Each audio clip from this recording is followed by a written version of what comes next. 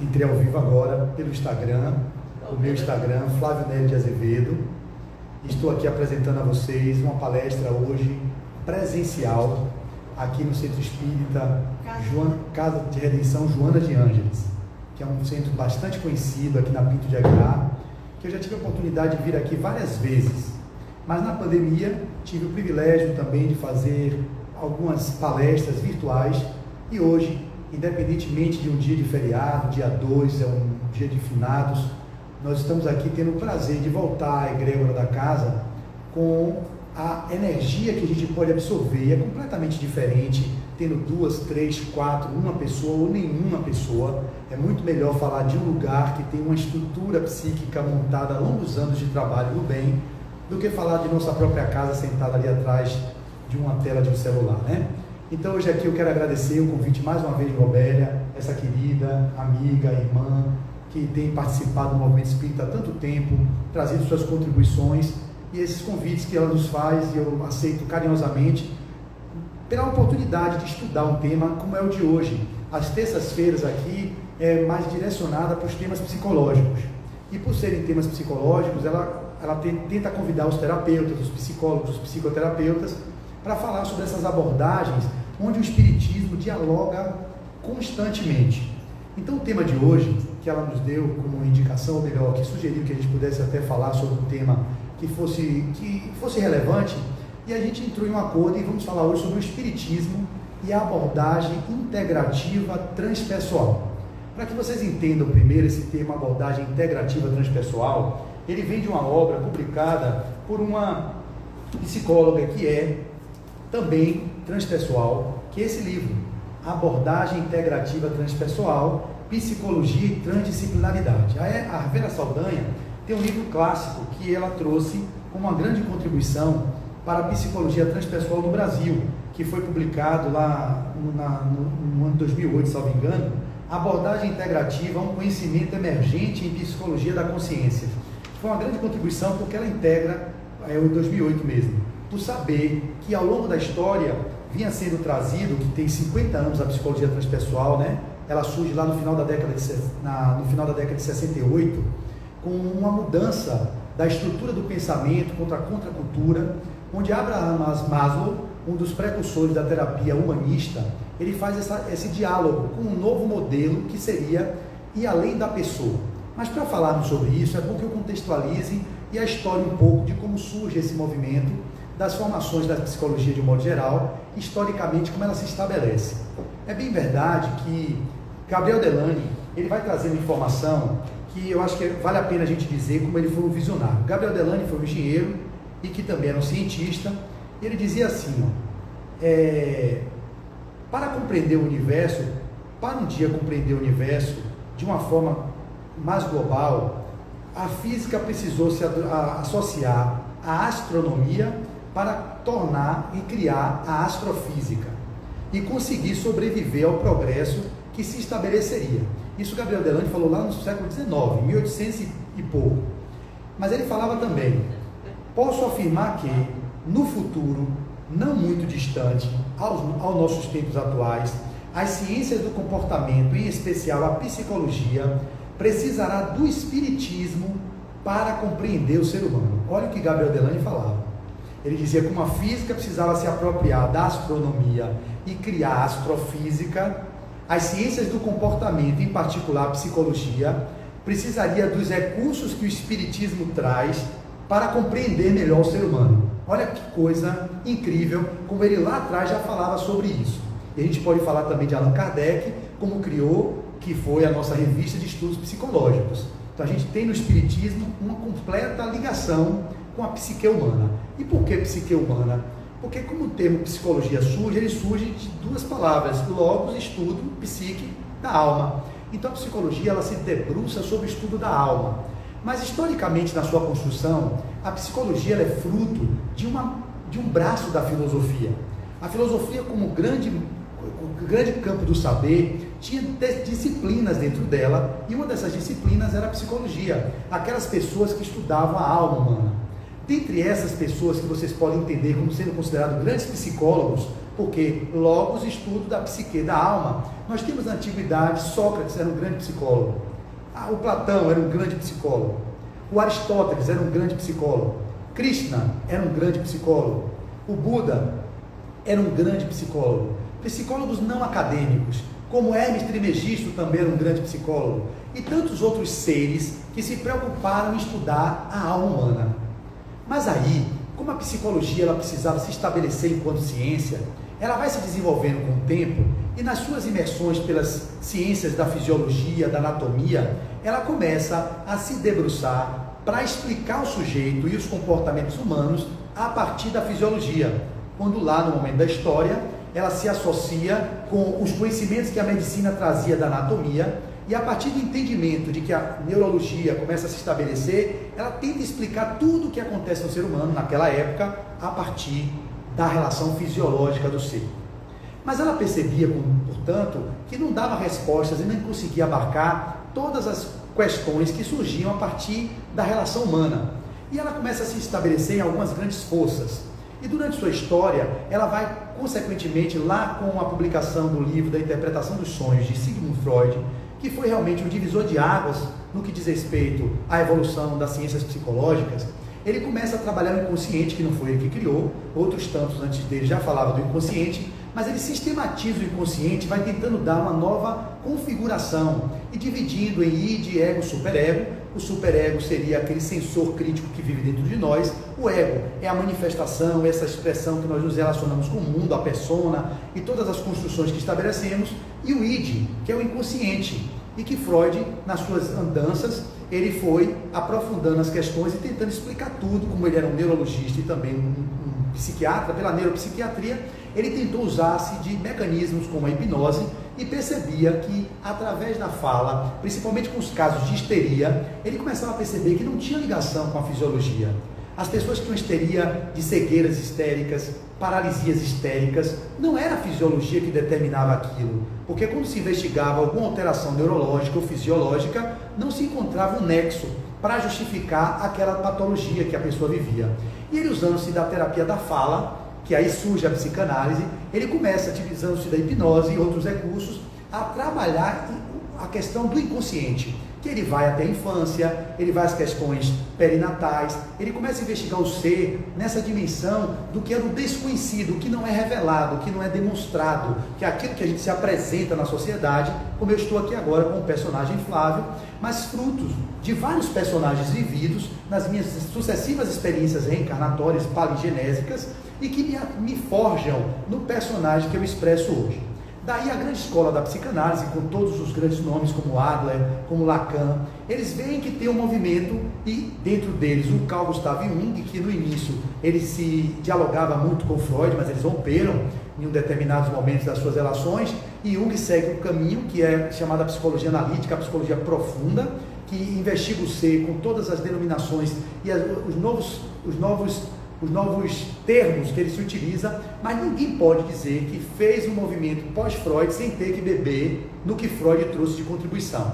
Apesar de nós não concordarmos com tudo que a psicanálise traz e nem com tudo que Freud faz, porque foi como o tempo que foi no início do século XIX, ou melhor, do século XX, 1900 e pouco, óbvio que as ciências evoluem e nós não podemos ficar o tempo todo presos naquelas ideias que foram contribuições, que continuam sendo contribuição para muita gente, mas a gente precisa avançar no modelo de interpretação do ser que somos. Então, numa análise ainda perfunctória, superficial, porque não temos como 50 minutos de exposição, falarmos de toda essa abordagem que é tão complexa, de todas as linhas da psicologia, em um tempo tão curto. Mas, de uma forma bem superficial, a gente pode dizer que a psicanálise ficou com uma grande força que surge no que diz respeito às ciências psicológicas. Mas dentro daquela época, em 1913 aproximadamente, surge também uma outra escola, que é o behaviorismo, com Watson, que começa a estudar o comportamento e justificar tudo o que acontece no ser humano pelos meios externos, que o meio ambiente é quem determina o comportamento humano. Ele tem razão em parte, sim, muitas coisas externas interferem no comportamento humano, mas ali ele estava prescindindo desse ser espiritual que somos, que é o que eu vou chegar no final, mas eu tenho que já ir falando, porque ele olhava o ser humano na sua condição neurológica ou cerebral, com as formas de sinapse e as relações sociais, que iam determinar um comportamento agressivo, um comportamento depressivo, um comportamento neurótico, um comportamento ansioso, fruto das relações que aquelas pessoas estabeleciam. Freud, resumidamente, aqui com respeito aos psicanalistas, às pessoas que nos ouvirão, ele resumia a duas grandes energias que forjavam o ser humano, Thanatos e Eros. As pulsões de vida, que é a energia erótica, e a pulsão de morte, que era a chamada Thanatos, que mais tarde vai surgir com Elizabeth Kubler-Ross, a tanatologia, a ciência que estuda a morte e o morrer. Com essas duas grandes energias, ele vai trazer várias denominações dos complexos de Eletra, dos complexos de Édipo, nessas relações entre pai e mãe, ou melhor, pai e filha, ou filho com mãe, e que tem seu valor numa explicação quando a gente compreende o ser humano que nasce ali na concepção e vai morrer quando se dá a morte cerebral. Nós espíritas, e é por isso que o espiritismo traz essa grande contribuição, e a gente vai tentar fazer esse ajuste até o final da nossa exposição, ele vai nos mostrar que nós somos seres que antecedemos a construção do embrião e vamos além, do embrião, ou da morte do corpo físico. Hoje é o dia que nós falamos sobre a morte, mas a gente diria que são dia de finados, eu corrigiria o termo. Hoje é o dia de finados de corpos, das mortes dos corpos, porque ninguém morre. Os entes queridos que partiram, deixando seus corpos sepultados nas covas, eles ali estavam se integrando enquanto matéria na nossa natureza. Mas os seres que habitavam aqueles corpos, ou os seres que animavam esses corpos, vocês que nos ouvem, continuam vivendo numa outra dimensão, num universo paralelo, e é nesse lugar onde a consciência continua se manifestando, se expressando, mas não nessa configuração que costumamos ver, que é da terceira dimensão, onde precisamos jogar massa celular, esse escafandro, ou então, na linguagem da nossa querida benfeitora Marta, que ela fala eu fico rindo, estojo de ossos. Nós nos configuramos nesse estojo. Isso é uma linguagem de Marta, que é um espírito que psicografa todos os dias através do médium Marcel Mariano, de segunda a domingo, exceto aos sábados. E eu, como faço a locução das mensagens dela, estou tendo que ler todo dia, ela repete, o estojo de ossos, o estojo de ossos. Interessante. Victor Hugo falava desse escafandro, nosso querido São Francisco de Assis falava do jumentinho, e ela traz um termo que é o estojo de ossos. Eu achei interessante, Um estojo, que eu lembro da escola, que a gente tinha nosso estojo, que a gente coloca aqui o meu estojo, só que é um estojo mole, que a gente colava os lápis, Ela fala que nós somos aqui um estojo de ossos e cartilagens, e que temos órgãos que são animados por quem? Pelo espírito imortal que somos.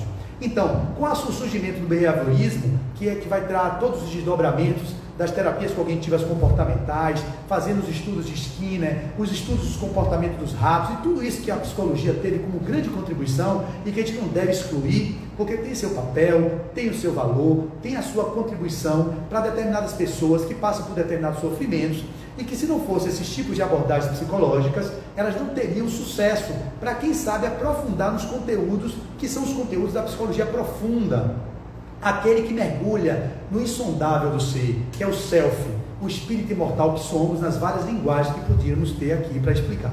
Então, nessa construção de avanços, vão ter outras pessoas que vão ao longo da história se indispondo com aquele modelo de abordagem da psicologia comportamentalista que o Watson dá origem, e também do modelo freudiano de entendimento com Lacan, com o próprio Adler, que segue a linha psicanalista com algumas divergências do seu grande mestre, que é o Freud. Então surge a terceira força. A gente vai dizer que são 4 grandes forças reconhecidas hoje. A quarta força é a psicologia transpessoal. Ela não é tão aceita pelo Conselho de Psicologia, há muita nuvem em volta, eles falam que não é muito científico, mas existem muitos estudiosos, muitos doutores, pós-doutores, fazendo estudos nessas áreas, publicando artigos e demonstrando a cientificidade do que é a psicologia transpessoal. Então surge a terceira grande força, que é a psicologia humanista, com 2 grandes nomes, que é Carl Rogers e Abraham Maslow. Abraham Maslow, a gente conhece como Maslow. Vocês podem ter ouvido falar da pirâmide de Maslow, de suporte daquilo que é o essencial, daquilo que é fundamental para a sobrevivência, até que os homens atingem, os seres humanos, a transcendência, que seria o topo da pirâmide dele. Então, se você não atua nos níveis primários, que é o alimento, que é a moradia, e vai construindo outros níveis de aquisições, é difícil você transcender se você, no corpo, no mundo, não atende os princípios fundamentais da vida, que as pessoas necessitam, se manter no corpo, ou melhor, nesse estojo de ossos que estamos. Então a psicologia humanista traz uma grande contribuição para o modelo de entendimento do ser humano, nessa sua grande jornada antropossócio-psicológica, e que nós vamos compreender aí a contracultura na década de 60, começa a surgir alguns outros nomes, e que trazem, pelas suas indisposições com aqueles modelos postos, eles começam a perceber que existe uma relação que não está sendo assistida. O próprio Maslow, ele queria construir um outro nome, salvo engano, que era, ao invés de transpessoal, transhumanista. Mas transhumanista continuava limitando-se a questão humana. E aí, numa discussão teórica, ele publica um grande texto, onde ele vai trazer o termo transpessoal. E esse termo começa a ser estabelecido por Abraham Maslow. Só que Abraham Maslow, vou falar Maslow, ele simplesmente começa a estudar aquilo, mas existiam outras pessoas também se debruçando. Como grandes nomes que nós poderíamos citar, que foi um grande estudioso do psiquismo humano, além da questão do ego, do consciente, do inconsciente, além da pessoa, que foi o tal do Stanislav Grof, que era um tcheco, que também se estabeleceu nos Estados Unidos e que fazia o uso do LSD, o ácido lisérgico, quando na época era permitido, são chamados os psicodélicos. E ele percebia no uso com esquizofrênicos, quando ele aplicava aquele LSD, os esquizofrênicos entravam em estados alterados de consciência, porque estados alterados de consciência são considerados estados transpessoais, que as pessoas podem ter as crises de emergência espiritual, que não são considerados patológicos. Quando a gente fala estado alterado de consciência, leia-se que são estados transpessoais. Quando você fala estado de consciência alterada, são os estados patológicos, as psicoses, as esquizofrenias, os distúrbios patológicos que acometem os seres humanos. Então a gente vai usar o termo estados alterados de consciência.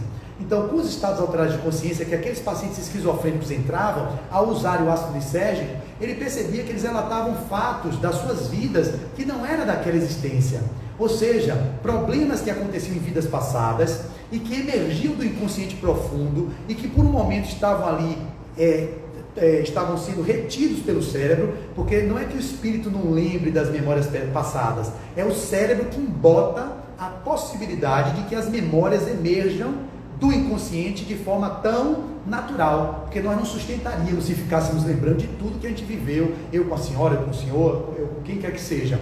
Então é natural que no corpo haja um embotamento das memórias para que nós possamos conviver nas relações parentais, filiais, sem saber que aquele tem um algoz, que aquele me matou, que aquela me mutilou, que Roberta me deu uma surra, e que quer que seja fez alguma coisa em mim, que eu olhar para ela com raiva dela. Eu não ia ter total liberdade de criar laços de afeto com aquelas pessoas que nós porventura lembrássemos o tempo todo, que destruiu minha família, que destruiu minha vida. Então, para a gente poder clarear, surge então com esse estudioso e outros, esses diálogos que vão ter. Outro que teve também foi o tal do Viktor Frankl, que deu origem à logoterapia. Ele é um dos estudiosos também da espiritualidade, que traz suas contribuições para a psicologia transpessoal, e tantos outros nomes que foram se somando e dando essa configuração do que seria a nova fase, a nova força em psicologia. No avanço dela, outros estudiosos vão descobrindo o inconsciente profundo através das memórias de vidas passadas, surgindo assim a terapia de vidas passadas, com Maurice Netterton, que foi um dos grandes precursores da terapia de vidas passadas, que ao investigar o inconsciente dos seus pacientes, ele ia com a hipnose usando métodos e até a infância, ou melhor, até a fase infantil, até a fase tuterina, e ali percebia que quando ele avançava um pouco mais na indução hipnótica, o paciente ia para uma vida anterior àquela. Ele começou a perceber, existe algo, ele era protestante, mas com as evidências do que ele foi tendo, ele percebia que a vida não se resumia ao ato da concepção, mesmo protestante que não acredita na reencarnação. Ele começou a ver, pelos inúmeros casos que surgiam no consultório, que a vida passada era uma realidade, ou seja, que as pessoas eram fruto daqueles movimentos de vários personagens vividos ao longo da história, ou seja, a história reencarnacionista do ser, que a gente vive do átomo ao arcanjo. Então esses teóricos, portanto, começam a perceber, e aí depois do próprio Maurice Netterton, que é um dos pais da terapia de vidas passadas, surge também a querida Elizabeth Kubler-Ross, que começa a estudar os casos de morte, ou aquele movimento dos cuidados paliativos, e ela percebe, podem dizer o que for, mas eu posso afirmar que a vida não cessa com a morte do corpo, a consciência sobrevive além da morte do corpo. Junto com ela, um outro estudioso, Raymond Moody Jr., que trabalhava estudos ligados à experiência de quase morte, a EQM.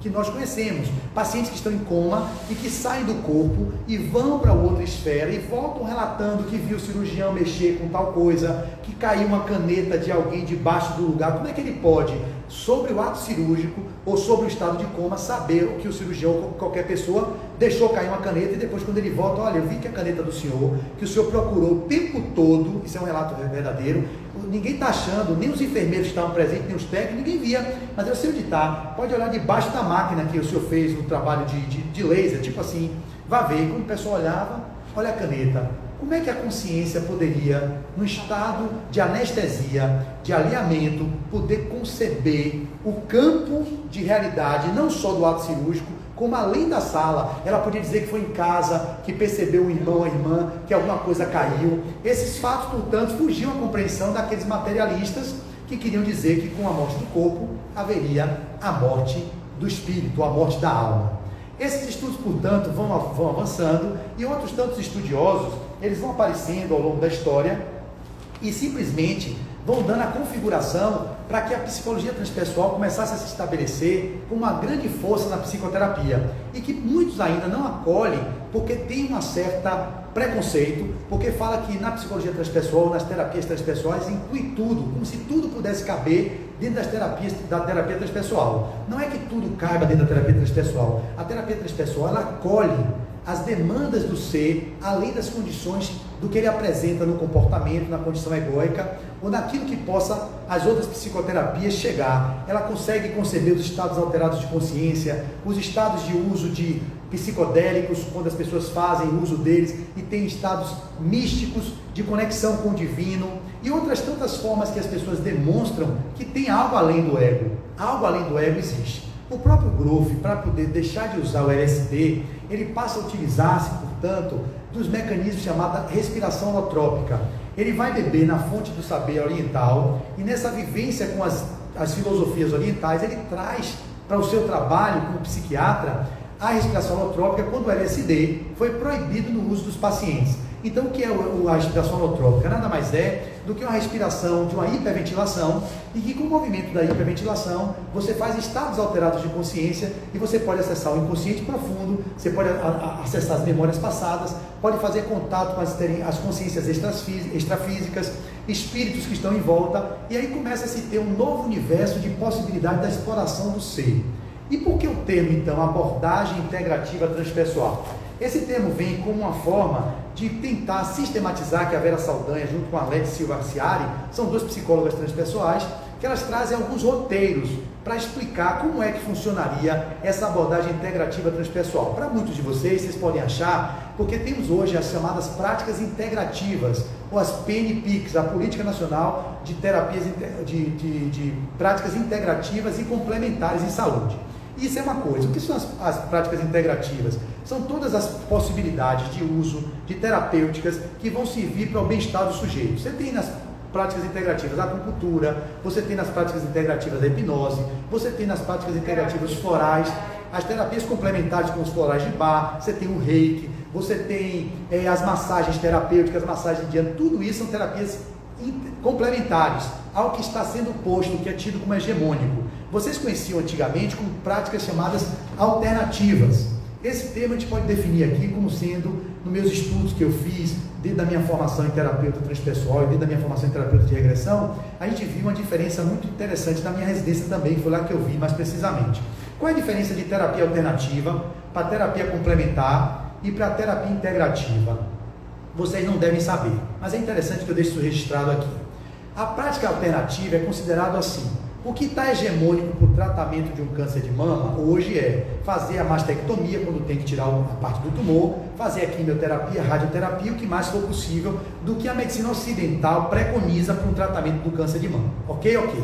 A gente sabe que isso é o que é posto, nós não vamos de encontro a isso. A medicina faz isso, mas alguém resolve dizer assim: eu não vou fazer isso não. Eu estou com o meu câncer de mama, eu vou tratar com argila, e vou ficar tratando com banhos de folha, e vou tratar com passe no centro espírita. O que é que essa pessoa está dizendo? Eu estou abandonando o que é hegemônico, o que é consolidado cientificamente como válido, e estou optando por um tratamento alternativo àquilo que é hegemônico. Então, quando a gente faz isso, a gente fala assim, está fazendo uma terapia alternativa, mas não coloque terapia alternativa no que eu vou desdobrar agora. todos esses usos que ele pode fazer, pode ter um valor terapêutico, mas é alternativo porque ele abandona o que está sendo validado e opta por um caminho que pode ter sucesso ou pode ir a óbito. Beleza? Beleza. Então isso é terapia alternativa. O que é considerado hoje pelos estudiosos como terapia complementar? Complementar é quando o que é hegemônico, aquilo que está posto para tratar o câncer de mama, é feito por vocês, quem quiser que tenha o câncer de mama, mas complementarmente você agrega um banho de folha, você complementa com reiki, você complementa, repare, com qualquer outra técnica que pode ser que a ciência ocidental não tenha validado, mas você não está abandonando o hegemônico, você faz o hegemônico e faz uma outra linha de abordagem. Vou ficar tomando banho de rio do Rio São Francisco e vou curar isso. Beleza, você está aqui na sua química, na sua rádio e fique complementando com o que você quiser. E o que é abordagem integrativa? Que é aí que vem o X da questão. Quando a gente fala de abordagem integrativa, que é usado de forma meio que não como deve ser no que diz respeito à ciência, é assim: você tem um câncer de mama, você faz o que está hegemonicamente dominado, determinado como sendo válido, mas você integra outros saberes que estão também validados pelos estudos, dos estudos que estão se desdobrando na ciência. Ou seja, eu tenho um câncer de mama, mas é provado que a acupuntura, junto com a quimioterapia, ela está simplesmente melhorando a questão dos vômitos, da dor de cabeça, de qualquer outro fato que, associado àquilo, os estudos demonstraram que realmente tem uma eficácia comprovada. Então não está só complementando, ela complementa integrando um saber que tem comprovação científica junto da determinada patologia que eu estou dando como exemplo. Podia ser uma dor crônica, já é provado que a acupuntura na enxaqueca ela melhora consideravelmente. Então, o cara vai tomar o opiáceo, vai tomar droga para dor de cabeça e associado vai fazer acupuntura. Já tem estudos também de pessoas que são hipertensos, ansiosos, lá nos hospitais lá de São Paulo, que fazendo reiki, junto com o tratamento da hipertensão ou do estresse, do que quer que seja, os quadros de melhoria são consideravelmente, estatisticamente comprovados como válidos. Então aí você entra no espaço da terapia integrativa. Só que na abordagem que ela está trazendo, a abordagem integrativa transpessoal, é dentro da terapia transpessoal. O que é essa abordagem integrativa e transpessoal? É quando ela chama esses 7 níveis de recursos que nós dispomos no set terapêutico. Eu não sou psicólogo, eu sou terapeuta transpessoal, sou fisioterapeuta de graduação, com residência em medicina social, sou sanitarista, especialização em acupuntura e medicina chinesa, fiz especialização em terapia regressiva, vivências passadas, pós-graduado, fiz pós-formação em terapia transpessoal, mas eu me considero um terapeuta transpessoal integrativo, porque eu uso terapias que são consideradas válidas para as determinadas psicopatologias e para os problemas físicos no meu set terapêutico, dentro de um modelo de abordagem que eu integro os saberes. Mas a Vera Saldanha vai trazer como sendo as fases da abordagem no set ou em qualquer outro lugar que seja, na educação, nas organizações, porque a abordagem terapeuta, a abordagem integrativa transpessoal, ela é validada em vários lugares, não é só para consultório, na parte clínica. Na educação, principalmente, ela é muito utilizada porque se a gente trabalha as crianças, trabalha no modelo educacional, integrando os saberes e fazendo esse movimento que é reconhecendo aquilo que é de limitação nas estruturas. Vamos falar de consultório, no que o ser ele traz como demanda. O segundo nível é identificar. Reconhecer não significa que você já identificou, é uma etapa dos processos da abordagem integrativa, que são chamados 7 pilares, ou melhor falando, são as 7 etapas da abordagem integrativa transpessoal. Então eu vou fazer o link com o espiritismo agora no final. Então, você tem um reconhecimento. Para ter reconhecimento você tem que ter humildade. Depois você tem identificação do fenômeno, você precisa de coragem. Depois você tem que ter a desidentificação daquilo que você percebeu, é preciso então desapegar-se da coisa. Depois você vai entrar na transmutação, ou seja, a transmutação é compaixão com você, com aquilo que você ainda está vibrando. Depois você vai para a transformação, e a transformação está ligada à fé, de que você consegue chegar num lugar de mais consciência, de ampliação da consciência. Depois você vai para a elaboração, que está integrando aí a equanimidade, e portanto você fecha com a integração, que ela associa ao amor. Então a evolução vai se dar assim, são 7 etapas e 7 vetores para a evolução humana. Você reconhece, identifica, desidentifica, transmuta, transforma, elabora e integra. Não vamos nos debruçar sobre cada termo desse, porque se nós nos debruçarmos, nós não vamos ter tempo de fechar naquilo que é o tempo que eu disponho, e eu entrego agora e finalizo falando sobre como a gente pode olhar então, o que é que tem a ver o Espiritismo com isso tudo. Quando nós olhamos o ser nessa sua visão multidimensional, que é biopsico, sócio-espiritual, transexistencial, palingenésica, ecológica, e o que mais vocês quiserem trazer, e aí vocês podem ver a cartografia da psique, do estudioso da psique humana, que é um dos maiores estudiosos da consciência, chamado Ken Wilber. É um americano que estuda a consciência, ele é considerado uma sumidade na consciência. Ele fala do espectro, o espectro da consciência. Então a consciência é o espectro. As psicologias e as terapias evoluíram muito no consciente e no subconsciente, mas na consciência a gente está engateando ainda no que diz respeito à consciência, que não é consciência você ter consciência de que não pode atravessar uma rua sem olhar o sinal. Não é essa a consciência. Quando a gente fala consciência, a gente está falando do ser profundo, daquela consciência do espírito imortal que somos, a consciência planetária ecológica. Então, quando a gente pega o espiritismo como sendo uma ciência, filosofia e uma religião no sentido do que ela traz de valores morais, como é que uma ciência dessa pode contribuir?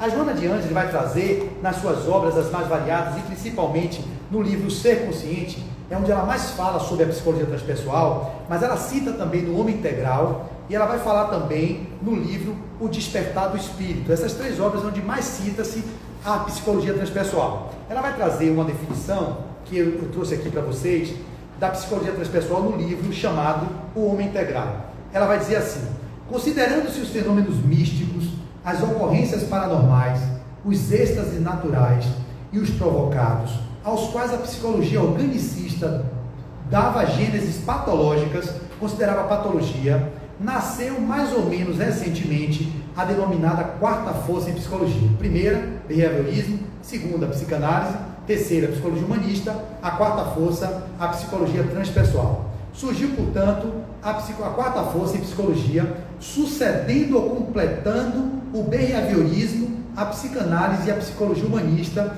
que é a escola transpessoal. Entretanto, já no começo do século, Buck, desejando enquadrar em uma só denominação estes e outros estados, esses eventos psicológicos, cunhou o conceito de consciência cósmica, a fim de o situar em um só capítulo, tornando-se de alguma forma pioneiro na área da psicologia transpessoal, que abrange, entre outras, as percepções extrasensoriais, além da área da consciência.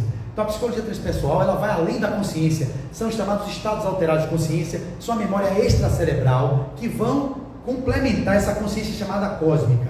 E ela vai dizer também no livro O Despertar do Espírito, ela diz, deixa eu ver se é o Despertar do Espírito, no Ser Consciente, ela vai falar: somente quando estudado na sua plenitude, espírito, perispírito e matéria, podem se resolver todos os questionamentos e desafios que o compõem, alargando-lhe as possibilidades de desenvolvimento do Deus interno, facultando completude, realização planificadora, estado de nirvana, de samadhi ou de reino dos céus que lhe cumpre alcançar. Essa gigantesca tarefa cabe à moderna psicologia transpessoal ou quarta força, que inicia um período de real compreensão da criatura como ser indestrutível, que é fadado à felicidade. A quarta força, alargando as imensas possibilidades da psicologia, faz que sejam descortinadas as possibilidades ímpares para a perfeita integração da criatura com seu Criador e da sua com a consciência cósmica pulsante e universal. Então, a psicologia transpessoal, ela é um grande salto no que diz respeito ao acesso ao espírito. Mas qual é a diferença da psicologia transpessoal para a psicologia espírita? Porque nós temos o espiritismo como uma psicologia. Joana de Ângeles fala em 16 obras que começam com Jesus Integral, Jesus e a Atualidade, e termina na Psicologia da Gratidão. Em todas essas obras ela fala da psicologia do espírito.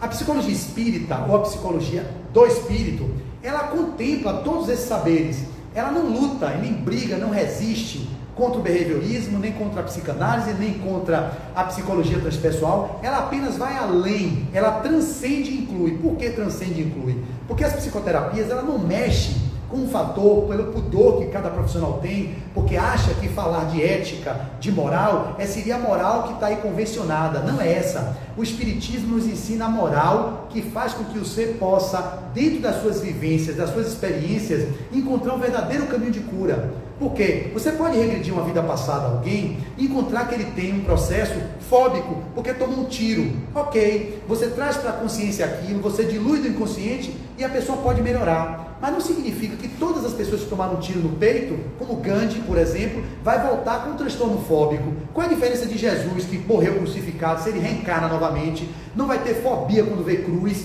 para uma pessoa que às vezes vê uma barata, ou vê um jacaré, ou vê alguma coisa e se paralisa no transtorno fóbico? O que está por trás é a condição da construção moral do ser.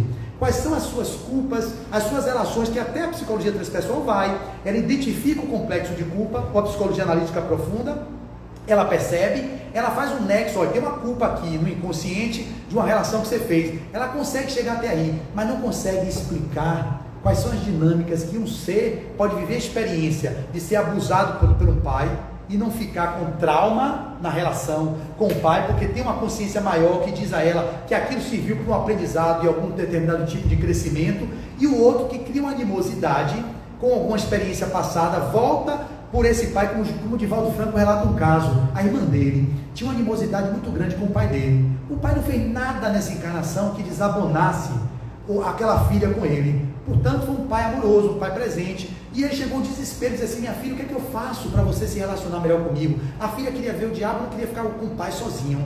Divaldo Franco, intermediando aquele conflito com a mediunidade dele ostensiva, ele teve uma visão psíquica e percebeu que aquilo que estava acontecendo entre eles dois era uma vida passada, onde o pai teve ela como amante e matou ela engarguelada depois do ato sexual.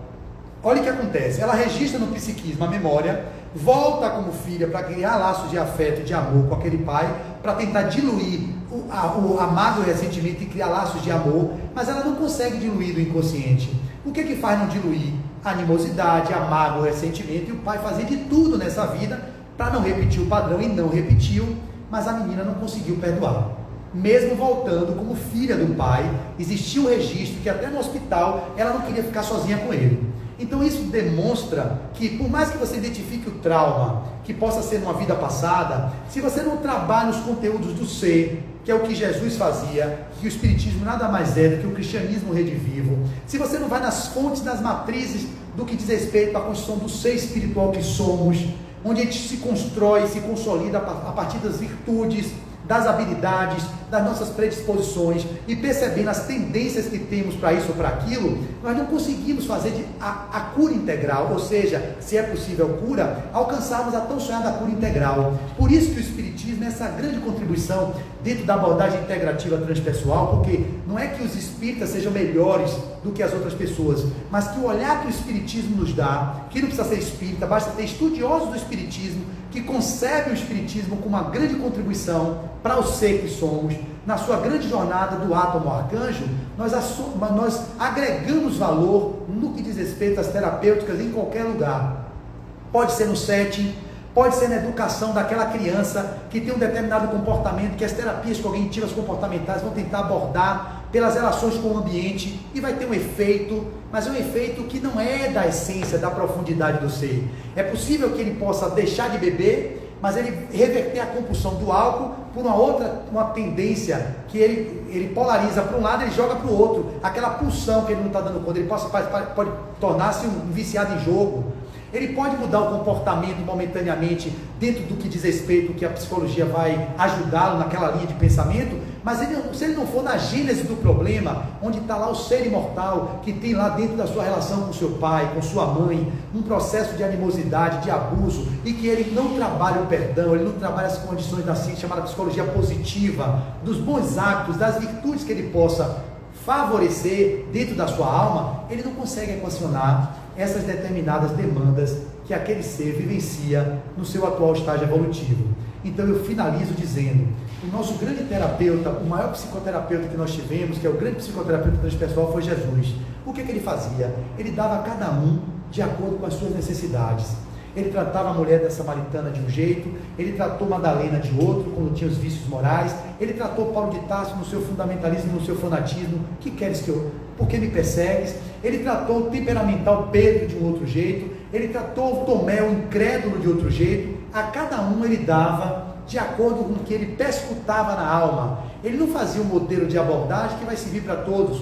Como ele nos conhecia com sua presença, porque ele era uma presença curativa, Jesus ele curava por sua presença, porque ele era coerente com o que pensava, com o que falava, com o que fazia. Daí as nossas dificuldades enquanto terapeutas, porque não vivemos, dizem muito na terapia transpessoal que nós não conseguimos levar o paciente aonde a gente não conseguiu chegar.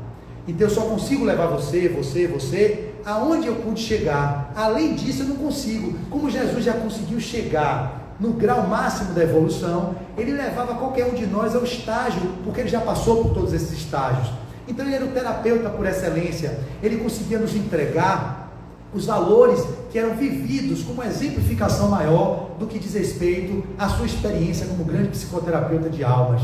Então a ideia hoje é que a gente possa entender que o Espiritismo é uma grande ciência psíquica, é uma grande filosofia, e ela pode sim ser utilizada na nossa vida diária, mesmo vocês que não são terapeutas, que não são psicólogos, que não são psicoterapeutas, que não trabalham com a psicologia humana, ou que porventura não sejam educadores, que não estejam na sala de aula. Vocês têm como princípio básico da vida a educação do ser, a psicotização, a psicoespiritualização de vocês mesmos, ou seja, se psicoterapeutizarem no provimento que a gente tem como um grande olhar que a transpessoal nos permite, que é agregando os valores da atenção plena, da meditação, da presença, de viver as experiências que nos edificam, que nos levam para o contato com o ser divino que habita em nós, nas denominações da centelha divina, do Buda interno, do Cristo interno, do Atman, na visão da filosofia hindu, em qualquer termo que vocês queiram dar, como o Jung nos deu, o Self, Jung, que foi o grande responsável por devassar o inconsciente, trazendo os arquétipos,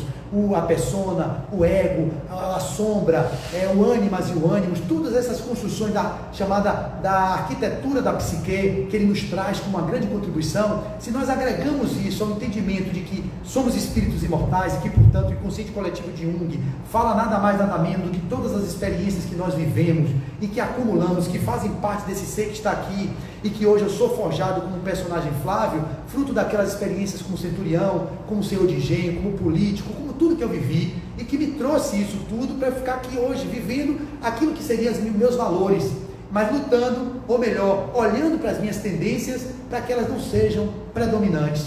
E aí a gente fala da grande transformação. Então não tem como a gente conseguir evoluir sem autodescobrimento, autoconhecimento, autotransformação, que automaticamente nós vamos nos auto-iluminando e gerando o processo de autodeterminação. Então, sendo assim, eu agradeço a atenção de vocês, o tempo já se esvai, eu espero que, em alguma forma, eu possa ter tocado no que diz respeito ao entendimento do que é o Espiritismo enquanto ciência psíquica, enquanto filosofia de vida, enquanto religião, que nos traz valores morais, e as ciências das psicologias como um todo, que tem suas contribuições, e numa visão de uma abordagem mais integral do ser, olhando esse ser palingenésico e com a sua multidimensão, nós podemos trazer, sim, certamente para esse mundo, uma vivência do reino dos céus que possa se estabelecer ainda aqui no reino da terra. Muito obrigado a vocês que nos acompanham no Instagram, a vocês que vão ver essa palestra posteriormente. Espero que vocês possam modificar-se, olhando para dentro, fazendo o caminho de volta, no mergulho no insondável do self. É assim que vocês conseguirão alcançar a tão sonhada plenitude e a tão sonhada bem-aventurança. Muita paz e muito obrigado.